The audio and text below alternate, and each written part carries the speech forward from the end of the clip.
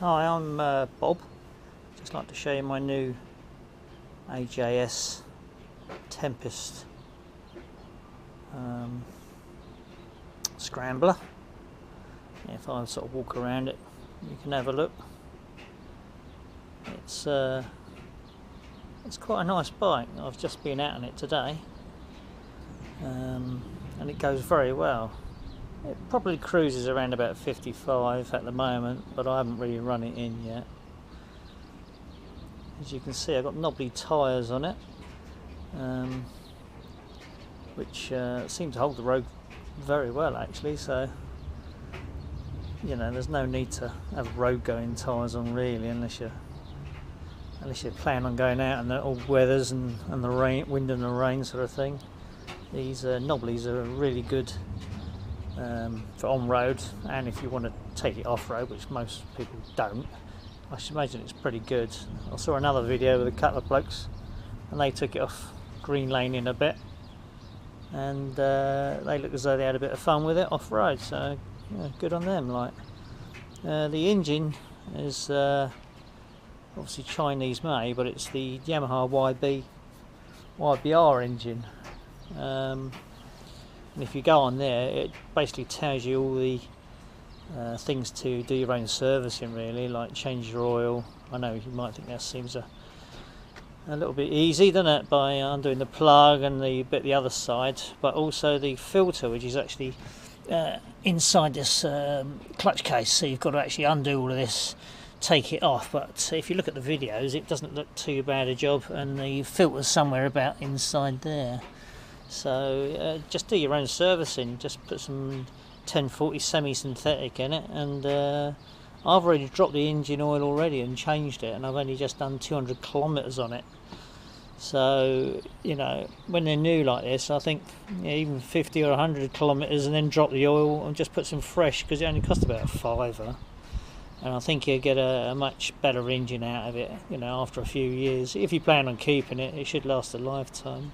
As you can see, it's got the dual brakes there, which does the rear, and obviously about 20% or something, I think, on the front disc, and that works very well actually. Yeah, you put your foot on the old pedal, and it really does pull you up really nice. You can use the front brake as usual, obviously, but I do find that rear brake is very good. You can see a stainless steel exhaust. I'm not quite sure what stainless steel it is. It's probably not 316 food grade, is it, because it's Chinese, but it might keep the rust off for a little while. It seems alright at the moment. I've been spraying it with that FS 365. I've heard some good reviews on it, so it might keep the rust at bay. But what I do like about this is the fact that a lot of it's black, so it's black and it's painted, so there's not a lot of chrome on it, and as you know, Chinese bikes do tend to rust out if you just look at them really.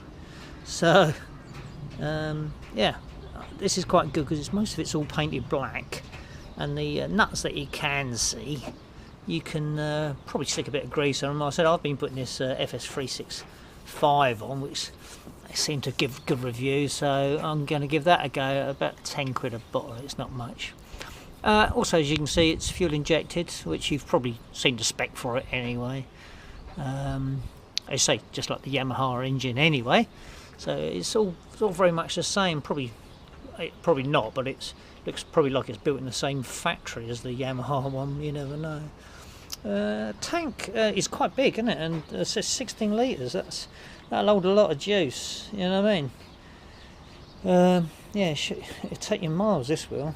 And what I also like is the, I'll just point there, is the gauges. As you can see, they're very easy, and B, they come straight off the old cab well. And obviously the Roadster's the same, but they come off the cab well. So, and they've been going for a little while now, so if they were rubbish, they wouldn't have put them onto this bike. So you know, I think they're going to be okay. Everything else on here is the clutch is light as a feather. You know, it really is. It's fantastic, and also the gear change with that clutch is very good. It's smooth as anything. I've never had a bike quite like it. I had to move this bar around a little bit because it was blocking my eye line view of the instruments, especially the indicators and that, so you have to move it around a bit. And you normally find if when you do pick these up, you've got to go around it with a little spanner and just tighten a few bits up here and there. I'd do that as soon as you get it, really. You know, I know you're going to look at it anyway and clean it for about a week, but I would advise just getting an Allen key and just tightening bits up, because I noticed these brackets where these were, they weren't quite the same spot, so you sort of undo that, just move them around a bit and then make them level and things like that. Yes, yeah, apart from that everything seems good to me. This is a bit of a pain if you want to keep it clean. You've got to try and get in with a bit of a rag, so on that other video they actually took this and that off, which I might do. I quite like the look of it, but we'll see how it goes. This is also from old school, isn't it? I expect a lot of bikers out there remember, but they're great because they cover up the forks, so you don't have to worry about them rusting, which is brilliant, isn't it? You know, and it does protect them a lot, whereas these new ones, they're all open and showing, and as soon as they start getting a bit of pitting on them, they do go. So that is a fantastic addition, I think. Yeah, wheels inside aluminium. All right, the spokes, I would keep spraying them with a bit of something, bit of WD or whatever, anything really. Obviously, you wipe your disc off after with a bit of cloth and a bit of brake fluid or something like that. But give it a good spray. I said I've been using this FS 365, and it seems to burn itself off anyway, so that's not too bad.